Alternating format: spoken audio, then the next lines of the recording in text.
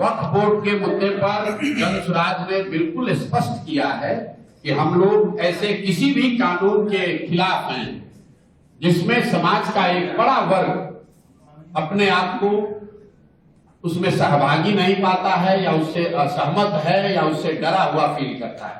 बात इसकी नहीं है कि वक्फ बोर्ड का कानून सही है या गलत।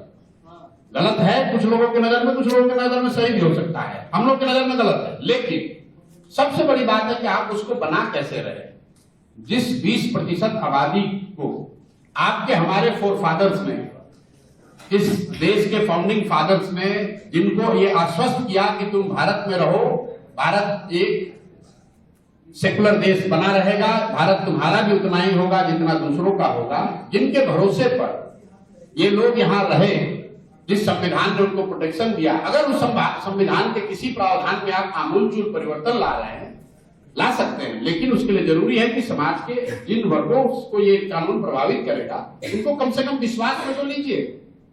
अगर हमारे पिताजी ने या हमारे दादाजी ने कोई कमिटमेंट समाज के लिए किया है तो क्या मेरी ये जिम्मेवारी नहीं है कि मैं अपने बाप दादा के किए हुए कमिटमेंट पर ईमानदारी से खड़ा रहूं? तो ये तो कहीं ना कहीं सिर्फ मुसलमानों की बात नहीं है। इस देश में जो हिंदू रहते हैं, जो इस देश के संविधान में यकीन रखते हैं, जो ये समझते हैं कि गांधी जी ने अगर कुछ कहा है तो उस पर हमें कायम रहना चाहिए, ये सबका मुद्दा है। इसलिए वक्फ बोर्ड के हम लोग खिलाफ हैं। दूसरी बात, वक्फ बोर्ड का अगर कानून बनता है तो इसके लिए बनाने वाले भाजपाई तो दोषी हैं ही, लेकिन इसका सबसे बड़ा दोष नीतीश कुमार के सर पर जाएगा। क्योंकि अगर ये व्यक्ति, अगर आज भाजपा को कानून बनाने में ये 12 सांसद वहां पर वोट न दें तो आज वक्फ का कानून नहीं बनेगा। तो मैं आपके माध्यम से कम यहाँ के मुस्लिम साथियों से, उन नेताओं से जो आज भी जदयू से जुड़े हुए, मैं ये नहीं कह रहा हूं कि आप दल छोड़ दीजिए, लेकिन कम से कम उनसे मैं आग्रह करूंगा कि आप लिखकर नीतीश कुमार को एक चिट्ठी तो भेजिए कि अगर वक्त पर आपने भाजपा के साथ मिलकर वोट दिया तो हम लोग आपके विरोध में हैं या हम आपका दल छोड़ेंगे। कम से कम नीतीश कुमार पर इसका दबाव तो बनाइए। भाजपा वालों ने तो कह किया है कि भाई हम ये करेंगे, लेकिन नीतीश कुमार यहाँ के मुसलमानों के वोट से, उनके समर्थन से आज कुर्सी पर बैठे हुए। अगर 2015 में नीतीश कुमार को, महागठबंधन को मुसलमानों ने वोट नहीं दिया होता तो नीतीश कुमार संन्यास लेकर कहीं गांव में बैठे रहते। इसलिए अगर आप गांधी की बात करते हो, समाजवाद की, लोहिया और जयप्रकाश की बात करते हैं, तो आपकी ये जिम्मेवारी है कि जब आज आपके हाथ में है कि ये कानून बन सकता है या नहीं बन सकता है, तो आपको गांधी के विचारों के साथ खड़ा होना चाहिए। इन लोगों के साथ अन्याय नहीं होने देना चाहिए। और अगर वो नहीं सुनते हैं, वक्त का कानून बनता है, तो आप लिख कर रखिए, सबसे बड़ा खामियाजा, सबसे बड़ा राजनीतिक नुकसान बिहार में जदयू को होगा। क्योंकि जैसे सीए एनआरसी में नीतीश कुमार ने गलती की तो हम जैसे कई साथियों ने उनका साथ छोड़ा। मुझे लगता है कि वक्त पर अगर नीतीश कुमार ने भाजपा के साथ रहकर वोट किया तो मुसलमानों का जो भी रहा सहा विश्वास या समर्थन उनको हासिल है, वो सब कुछ उनसे हट जाएगा।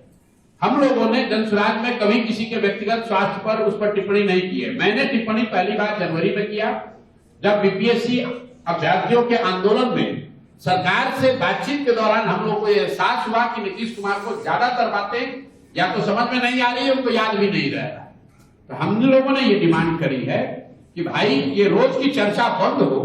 इसके लिए जरूरी है कि नीतीश कुमार स्वयं से एक मेडिकल फिटनेस का रिपोर्ट जारी कर दे। वो न करे तो कम से कम पत्रकारों के सामने आकर, कुछ नहीं तो अपने राज्य के जिला का नाम बता दे, मंत्री परिषद में साथियों का नाम बता दे। जहां तक हम लोग जानते हैं, नीतीश कुमार अपने मंत्री परिषद के साथियों का नाम बताने की स्थिति में आज नहीं है। फिर भी उनको मुख्यमंत्री बना के रखा है। किसने रखा है? भाजपाइयों ने रखा है। जो भाजपा दूसरे राज्यों में दूसरे दलों को तोड़कर, नेताओं को खरीद कर अपना दल, अपना सरकार बनाता है, कोई ये पूछने वाला नहीं है कि भाई बिहार में तुम्हारे 75 विधायक हैं, नीतीश जी के 42 है, तुम इतना बड़ा दरिया दिल कैसे हो गए हो कि नीतीश जी को मुख्यमंत्री बना रखा है। तो मेरे भाई, ये बिहार की के तकदीर में ये हमेशा गलती रही है। जैसे पहले कांग्रेसियों ने हम लोग को लालू के हाथ में बेचा, उसी तरह भाजपाइयों ने बिहार के लोगों के भविष्य को नीतीश के हाथ में बेच दिया है।